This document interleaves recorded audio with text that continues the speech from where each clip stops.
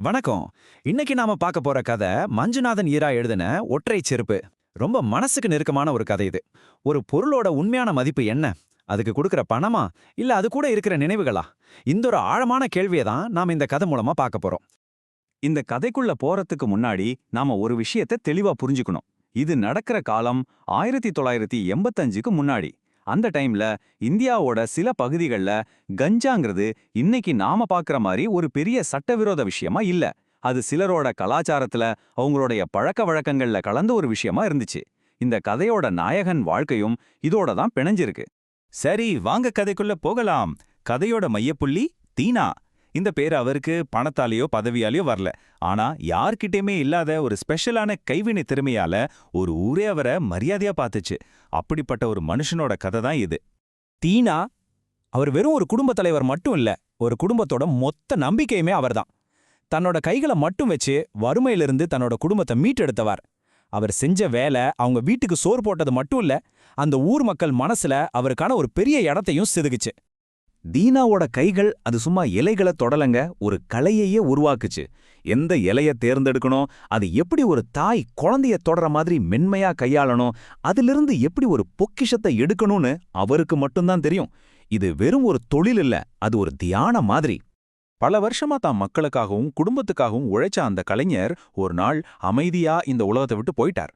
அவரோட இழப்பு அந்த ஊரையே சோகத்துல ஆழ்த்திடுச்சு. ஆனா அவர் உண்மையில விட்டுட்டு போனது என்ன? அவர் செஞ்ச அந்த கைவினை பொருளா, இல்ல அதை விடவும் விலை மதிக்க முடியாத வேற ஏதாச்சும் ஒன்னா? இங்கிருந்து தான் கதையோட உண்மையான தேடல் ஆரம்பிக்குது. தீனாவோட மரபு ரெண்டே ரெண்டு பொருட்கள்ல தான் உயிரோட இருக்கு. ஒன்னு பணத்தால் மதிப்பிடக்கூடியது, ஊரே அதுக்காக போட்டி போடுது. இன்னொன்னு அன்பால மட்டுமே உணரக்கூடியது, விலை மதிக்கவே முடியாத ஒரு ஞாபகம். இப்போ கதைக்குள்ள வர்றான் நம்ம இன்னொரு ஹீரோ, ரகு, தீனாவோட பேரன். அவன் கண்ணுக்கு தாத்தாவோட அந்த பழைய செருப்புங்க வெறும் செருப்பு இல்ல, அது அவனோட தாத்தா சொன்ன கதைகள், அவரோட பாசம், அவன் தொலைச்சிட்ட உலகத்தோட கடைசி அடையாளம். ரெகு செய்யற ஒவ்வொரு விஷயமும் அவனால வார்த்தையில சொல்ல முடியாத துக்கத்தை காட்டுது. அந்த செருப்பை நெஞ்சோட அணைச்சுக்கும்போது அவன் தன் தாத்தாவையே கட்டிப்பிடிக்கிற மாதிரி ஃபீல் பண்றான். ராத்திரியில அதை பக்கத்துல வச்சு தூங்கும்போது அவன் பாதுகாப்பா உணர்றான். அது அவனுக்கு வெறும் செருப்பு இல்ல, அது அவனோட தாத்தா. தீனா இறந்து 6 மாசம் ஆகுது. இப்போ 2 வேற வேற பாதைகள் பெரியுது. ஒரு பாதை ஊர் மக்களோட பேராசையால உருவாகுது, இன்னொரு பாதை ஒரு சின்ன பையனோட தூய்மையான அன்பால வழி நடத்தப்படுது. இந்த 2 பயணங்களும் கடைசியில எங்க போய் சேரும்? திடீர்னு ஒரு பெரிய இடி விழுது. ரகுவோட அந்த பொக்கிஷத்துல ஒன்னு காணாம போயிடுது. ஒருவேளை ஒரு நாய் எடுத்துட்டு போயிருக்கலாம், அவ்வளவுதான். அவனோட உலகம் தலைகீழா மாறிடுச்சு. அந்த ஒத்த செருப்பை தேடி ஒரு பைத்தியக்காரத்தனமான பயணத்தை ஆரம்பிக்கிறான். அவனோட ஒவ்வொரு மூச்சும் ஒவ்வொரு அடியும் அதை கண்டுபிடிக்கணுங்கிற தவிப்புல தான் இருக்கு. ஒரு பக்கம் ரகு தனியா தேடிக்கிட்டு இருக்க, ஊரோட கவனம் மொத்தமும் வேற ஒரு பக்கம் திரும்புது. தீனா செஞ்சு வச்ச அந்த கைவினை பொருட்களோட மதிப்பு கிடுகுடுன்னு ஏறுது. பணமும் பெருமையும் பேராசையும் ஒன்னு சேர அவரோட குடும்பம் ஒரு பெரிய ஏலத்துக்கு ஏற்பாடு பண்ணுது. இங்க தான் இந்த கதையோட ஆழமான முரண்பாட்டை நம்ம பார்க்க முடியும். ஒரு பக்கம் ஆயிரக்கணக்கான பேர் ஒன்னு கூடி ஒரு பொருளோட பணமதிப்பை முடிவு பண்றாங்க. இன்னொரு பக்கம் ஒரே ஒரு பையன் தனியா நின்னு அன்போட மதிப்பை தேடி அலைஞ்சிட்டு இருக்கான். 2 தேடல்கள், 2 உலகங்கள். ஏல நடக்கிற இடம் ஒரு திருவிழா மாதிரி இருக்கு. ஆனா அங்க விக்கிறது பொருள் மட்டும் இல்ல, கௌரவம். ஒவ்வொருத்தரும் ஏலம் கேட்கும்போது நான் தான் பெரியவன்னு சொல்ற மாதிரி இருக்கு. பொருளோட உண்மையான மதிப்பு எங்கேயோ போயிடுச்சு, மனுஷங்களோட ஈகோ மட்டும்தான் அங்க மோதுது.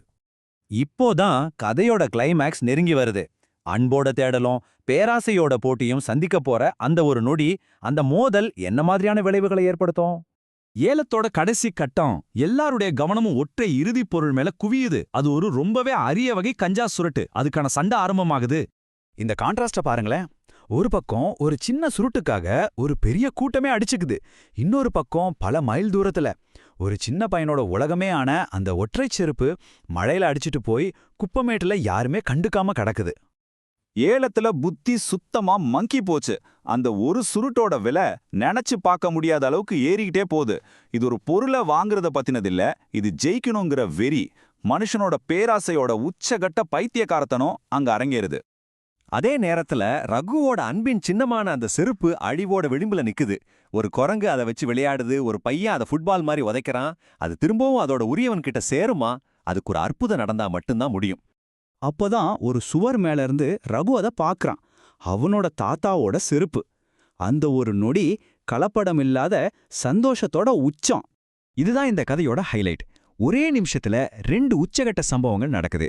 ஒரு மூலையில தூய்மையான அன்புக்கு கிடைச்ச வெற்றி, இன்னொரு மூலையில கட்டுப்படுத்த முடியாத பேராசை வெடிச்சு சிதறுது. ரெண்டுமே ஒரே நேரத்துல. சரி, இப்போ 2 கதைகளும் ஒரு முடிவுக்கு வருது. கடைசில எது ஜெயிச்சது? பேராசையா, அன்பா? எது உண்மையான மரபா நிலைச்சு நின்னுச்சு? இதுக்கான பதில்தான் இந்த கதையோட ஆன்மாவே. அந்த பேராசைக்குரிய பொருளோட கதைய பாருங்க. அது எதனால உருவாச்சோ அதே குழப்பத்துல அதுவே நசுங்கி அழிஞ்சு போகுது. ஆயிரக்கணக்கான பேர் போட்டி போட்ட அந்த சுருட்டு கடைசியில வெறும் குப்பையா மாறுது. கடைசில இந்த கதை நமக்கு ஒரு விஷயத்த ரொம்ப தெளிவா சொல்லுது. ஆயிரக்கணக்கான பேர் சண்டை போட்ட பொருள் கால்ல மிதிப்பட்டு தூள் தூளா போச்சு. ஆனா ஒரே ஒரு பையன் உயிரா நினைச்ச பொருள் அவன்கிட்ட பத்திரமா இருக்கு. பணம், பொருள், அந்தஸ்து இதெல்லாம் ஒரு நாள் அழிஞ்சிடும். ஆனா உண்மையான அன்பு, நினைவுகள், அது எப்போதுமே நிலைச்சு நிக்கும். உங்க வாழ்க்கையில நீங்க எதை தேடுறீங்க? எதை பொக்கிஷமா பாதுகாக்கிறீங்க? இவ்வளவு ஆழமான ஒரு சிந்தனையை கொடுத்த இந்த கதையை எழுதினவர் மஞ்சுநாதன் இரா. இத கேட்ட உங்க எல்லாருக்கும் நன்றி.